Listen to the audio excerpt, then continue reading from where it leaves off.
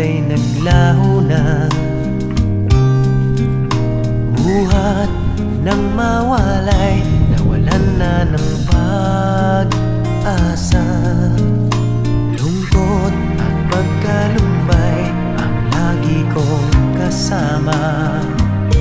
Masikip sa dibdib